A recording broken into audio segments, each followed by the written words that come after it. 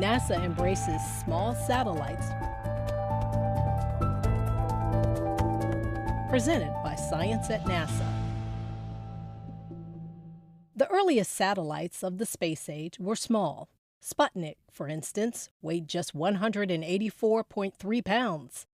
America's first satellite, Explorer 1, was even smaller, at only about 30 pounds.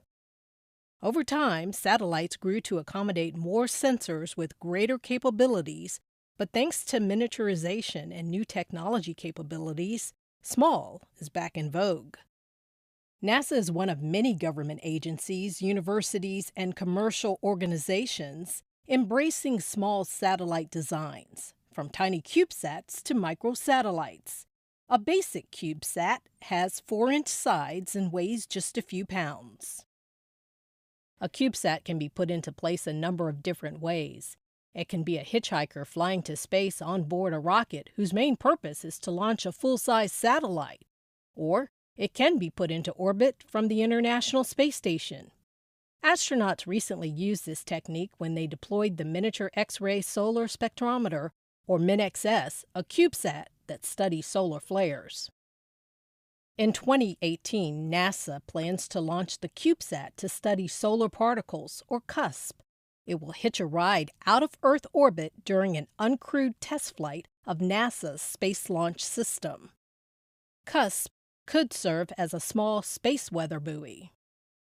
Eric Christian is CUSP's lead scientist at NASA's Goddard Space Flight Center in Greenbelt, Maryland. Right now, with our current fleet of large satellites, it's like we're trying to understand weather for the entire Pacific Ocean with just a handful of weather stations. We need to collect data from more locations. For certain areas of science, having a larger number of less expensive missions will provide a powerful opportunity to really understand a given environment. If you had, say, 20 CubeSats in different orbits, you could really start to understand the space environment in 3 dimensions. NASA scientists are taking this approach of using a constellation of sensors to probe the details of a large area with a number of recently launched and upcoming missions. The Cyclone Global Navigation Satellite System, or CYGNSS, launched in December 2016. CYGNSS uses 8 microsatellites to measure ocean surface winds in and near the eyes of tropical cyclones, typhoons, and hurricanes to learn about their rapid intensification. These microsatellites each weigh about 65 pounds, larger than a CubeSat, but still very small compared to traditional satellite designs. Additionally, the first 4 selections from the In-Space Validation of Earth Science Technologies, or INVEST program, recently began launching. The goal of the INVEST program is to validate new technologies in space prior to use in a science mission. Raven, the first of the INVEST CubeSats, was launched in November 2016 to demonstrate a new way to measure radiation reflected by Earth.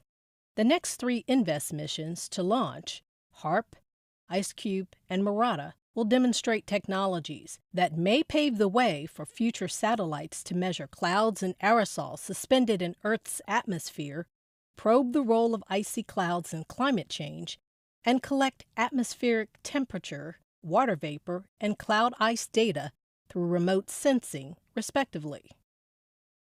NASA's Science Mission Directorate is looking to develop scientific CubeSats that cut across all NASA science through the SMD CubeSat Initiative program. Andrea Martin, Communications Specialist for NASA's Earth Science Technology Office, believes this is just the beginning. CubeSats could be flown in formation, known as constellations, with quick revisit times to better capture the dynamic processes of Earth. Multiple CubeSats can also take complementary measurements, unachievable by a single larger mission.